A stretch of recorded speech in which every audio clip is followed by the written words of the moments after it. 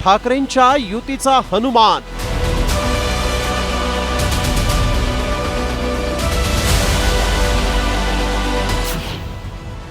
दाखवली निष्ठा, मिळवली प्रतिष्ठा.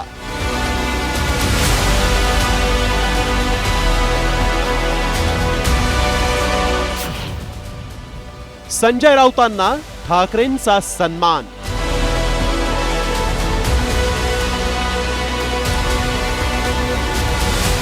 महाराष्ट्राच्या राजकारणात आजचा दिवस विशेष ठरलाय. राज ठाकरेंच्या महाराष्ट्र नवनिर्माण सेनेनं आपल्या राजकीय कारकिर्दीत पहिल्यांदा युती केली.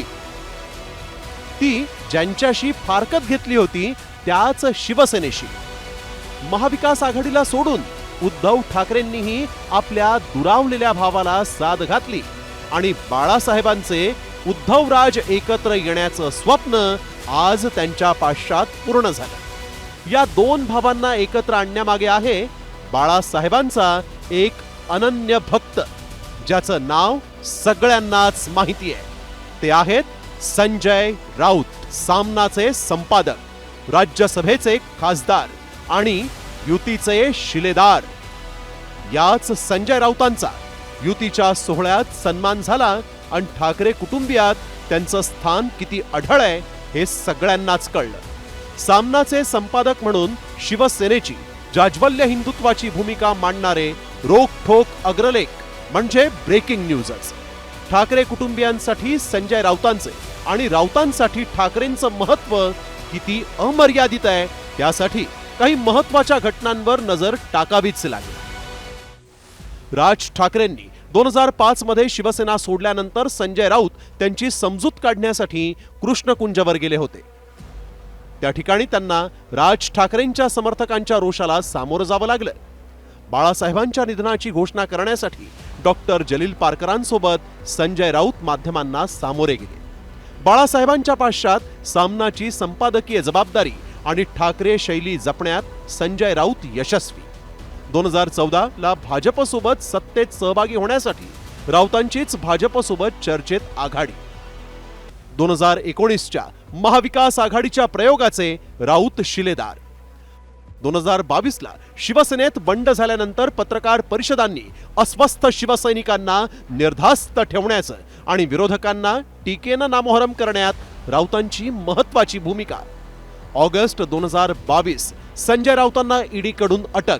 जामिनानंतर थेट मातोश्रीवर जात उद्धव ठाकरेंची घेतली भेट.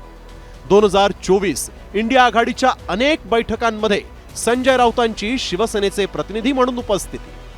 गंभीर आजारी असूनही स्मृतिदिनी बाळासाहेबांच्या स्मृतीस्थळावर उपस्थित. सेना आणि सेना मनसे युतीसाठी प्रयत्न आणि घोषणाही. याच निष्ठेचं फळ आजच्या पत्रकार परिषदेत दिसलं. मग आमचे राम लक्ष्मण एकत्र आले आहेत.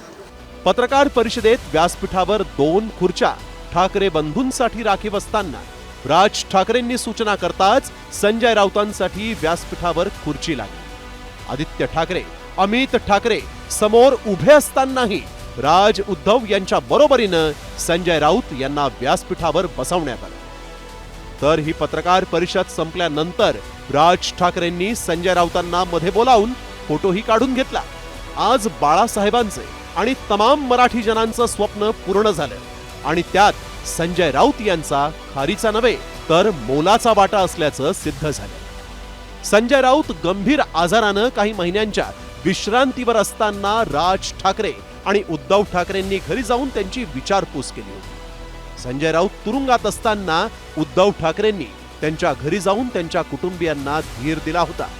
ते अटकेत असताना झालेल्या दसरा मेळाव्यात उद्धव ठाकरेंनी आपल्या या समर्पित सेनानीसाठी एक खुर्ची रिकामी ठेवून या निष्ठेला अनन्यसाधारण महत्व आहे हे दाखवून दिलं होतं.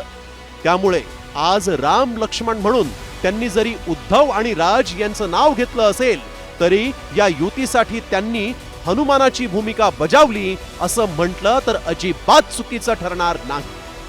ब्युरो रिपोर्ट, साम टीव्ही मराठी.